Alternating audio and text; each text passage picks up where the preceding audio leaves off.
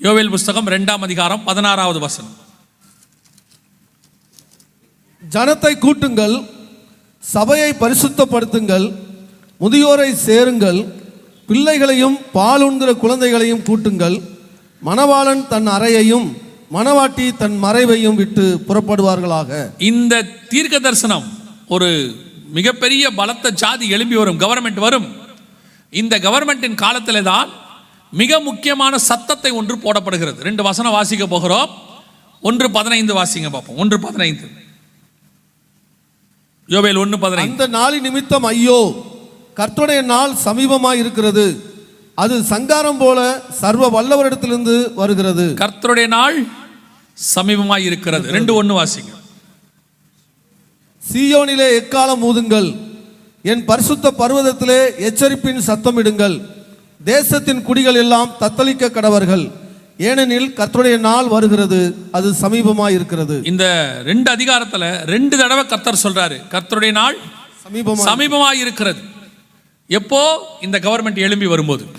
1:5 1:6 இதை பத்தி எழுதுறாரு. 1:15 கர்த்தருடைய நாள் சமீபமா இருக்கிறது. இதுக்கு முன்னாடி ஓசியா சொல்லாதது யோவேலுக்கு தான் கர்த்தர் சொல்லுகிறார், கர்த்தருடைய நாள் சமீபமாய் இருக்கிறது. ஒரு தடவைக்கு 2 தடவை சொல்றாரு. சொல்லிட்டு ஒரு வார்த்தையை கர்த்தர் சொல்றாரு, மணவாளன் தன் அறையையும் மணவாட்டி தன் மறைவையும் விட்டு புறப்படுவார்களாக. வருகையை பத்தி எழுதுறாரு. ஏன்னா உங்க எல்லாருக்கும் தெரியும், மணவாளன் மணவாட்டிங்கிற கான்செப்ட் புதிய ஏற்பாட்டினுடையது, பழைய ஏற்பாட்டில் கிடையாது. பழைய ஏற்பாட்டில் உன்னத பாட்டில் இருக்கும், அதுவும் புதிய ஏற்பாட்டை பற்றி சொல்லியிருக்கும், சபை காலத்தை பற்றி இருக்கும், நம்மளை பற்றி இருக்கும். மணவாளன் மணவாட்டி அது யோவேலுக்கான வெளிப்பாடு. அந்த யோவேலுக்கிட்ட கர்த்தர் சொல்றாரு, இந்த காரியங்கள்லாம் நடக்கும்போது மணவாளன் தன் அறையையும் மணவாட்டி தன் மறைவையும் விட்டு புறப்படுவார்கள். மணவாட்டியோட மறைவு எது?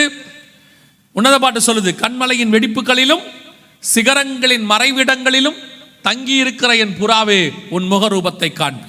சபையை கர்த்தர் எடுக்கிற காலம் இந்த அரசாங்கம் வருகிற காலம் என்று வேதம் சொல்லுது. இப்ப நம்ம கண்ணுக்கு முன்னாடி எண்ணி முடியாத பலத்த சாதி, இதுக்குள்ள 28 நாடு இருக்குது. இப்போ வரைக்கும் 45 கோடி ஜனங்களுக்கு மேல இருக்கிறாங்க, இன்னும் சேர்த்துக்கிட்டே இருக்கிறாங்க. வேதம் சொன்ன எண்ணி முடியாத பலத்த சாதி இந்த எழும்பி வரும்போது தான் கர்த்தருடைய நாள் சமீபம். இந்த காலத்தில் தான் மணவாளன் மணவாட்டியை கூட்டிக் கொண்டு புறப்பட போகிறார் என்று வசனம் சொல்லுது. அப்ப இந்த காலத்தில் தான் நீங்களும் நானும் இருக்கிறோம். அந்த ஓசியாவின் புஸ்தகம் 3ஆம் அதிகாரத்தில் ஆரம்பித்து வரிசை கிரமமாக ஒவ்வொரு சம்பவமாக நடந்துச்சு. இப்போ இந்த கவர்மெண்ட் எழும்பிருச்சு. இதுல ஒரு சர்வாதிகாரி வரணும். அவன் வருவதற்கு முன்பதாக, அவன் வந்த பின்னில்ல, அவன் வருவதற்கு முன்பதாக உங்களையும் என்னையும் மீட்க வருவேன் என்று இயேசு வாக்கு பண்ணி இருக்கிறார். அல்லேலூயா. இயேசு சொன்ன இத்தனை விஷயங்களும் துல்லியமாய் நடக்குமானால் நம்ம கண்ணுக்கு முன்னாடி அந்த அரசாங்கம் வந்துருச்சு. அந்த அரசாங்கத்தில் வர வேண்டிய ராஜா மட்டும்தான் பாக்கி. அப்படின்னா அவன் இனி பிறக்க போறது இல்லை, அவன் இந்த அரசாங்கத்துக்குள்ள எங்கேயோ இருக்கான். இந்த யூரோப்பியன் யூனியனுக்குள்ள 28 நாடு. வசனம் தெளிவா சொல்லுது.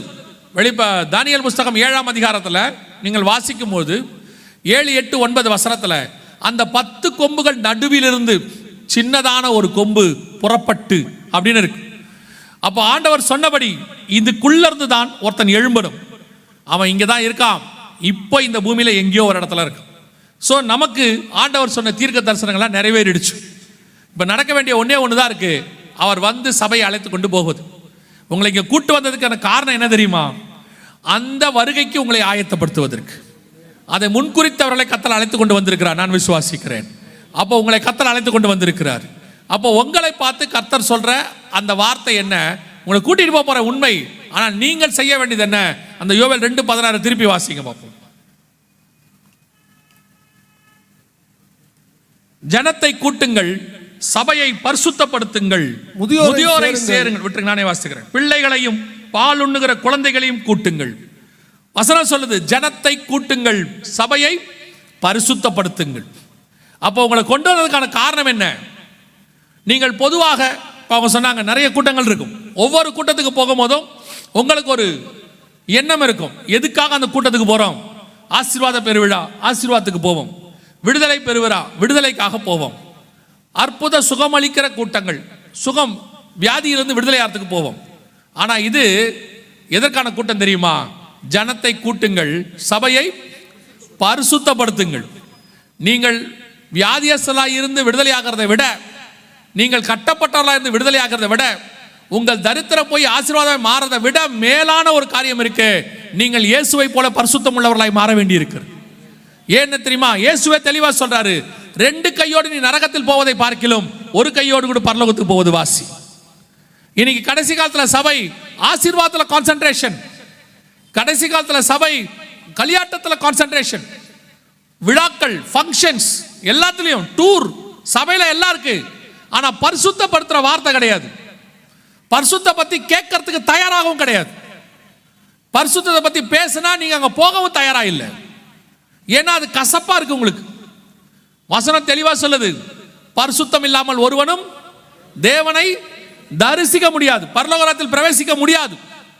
சபை ஜனங்களை பரிசுத்தப்படுத்துகிற இடம், சந்தோஷப்படுத்துற இடம் இல்ல. சினிமா தியேட்டருக்கு போனா சந்தோஷமாகும், கிரிக்கெட் கிரவுண்டுக்கு போனா சந்தோஷமாகும், எங்கேயாவது எக்ஸிபிஷனுக்கு போனா சந்தோஷமாகும், எங்கேயும் பரிசுத்தமாகாது. ஆனால் சபை மட்டும்தான் சந்தோஷமும் படுத்தும் பரிசுத்தமும் படுத்தும். அந்த வேலையை தான் சபை செய்யணும். விசுவாசி சபைக்கு வரும்போது கூட, ஆண்டவரே என்னை இன்னும் உருவாக்கும், என்னை இன்னும் ஆயத்தப்படுத்தும், என்னை இன்னும் பரிசுத்தப்படுத்தும், உம்மை சந்திக்கக்கூடிய அளவில் என்னை மாத்துங்கன்னு உங்களுக்கு ஜெபம் இருக்கணும். வேதம் தெளிவாய் சொல்லுது, கர்த்தரை சந்திக்கிற சபை கரை திரை அற்ற மனவாட்டி. பவுல் எழுதுகிறார், ஒரே புருஷனுக்கு கற்புள்ள கன்னிகையாக. வெளிப்படுத்தின விசேஷம் 21ஆம் அதிகாரம் கடைசி வசனம் சொல்லுது, தீட்டுள்ளதும் அருவருப்பையும் பொய்யையும் நடப்பிக்கிறதுமாகிய ஒன்றும் அதில் பிரவேசிப்பதில்லை. சபை பரிசுத்தம் இல்லாமல் தேவனை தரிசிக்க முடியாது. அந்த இடத்துக்கு தான் இப்போ வந்திருக்கிறீங்க. இந்த இவ்வளவு காரியங்களை உங்களுக்கு எதுக்கு காட்டணும் தெரியுமா? இதை பார்க்கறதுனால நீங்க வருகையில் போக மாட்டீங்க. ஆனா இதை பார்க்கறதுனால ஒரு ஆயத்தம் ஒன்று வரும். இதெல்லாம் நடக்குது, ஆண்டவர் சொன்ன வார்த்தைகள் இதெல்லாம் துல்லியமா நடக்குது, இதெல்லாம் நடக்குதுன்னா அவர் வரப்போகிறாருங்கிற வார்த்தையும் நிறைவேற போகிறது. அந்த வார்த்தையில நானும் பங்கடையணும், நானும் அந்த வருகையில போகணும்னா பரிசுத்தம் இல்லாமல் தேவனை தரிசிக்க முடியாது.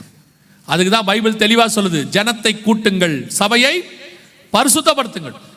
இனி உங்கள் தீவெட்டிகளை ஆயத்தம் பண்ணுவதற்கு தான் நேரம் இருக்கிறது, வேற காலம் இல்லை.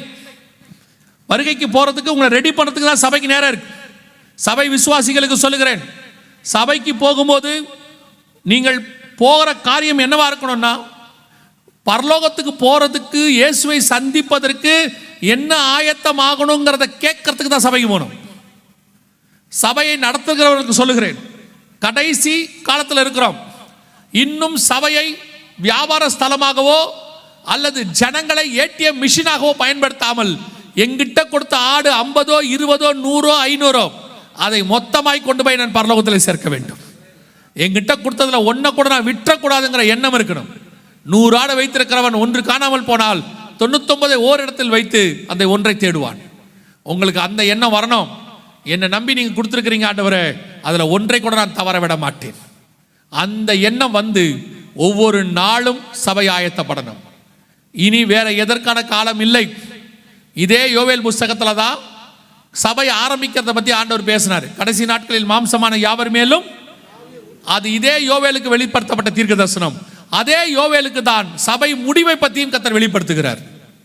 மணவாளன் தன் அறையையும் மணவாட்டி தன் மறைவையும் விட்டு புறப்படுவார்களாக.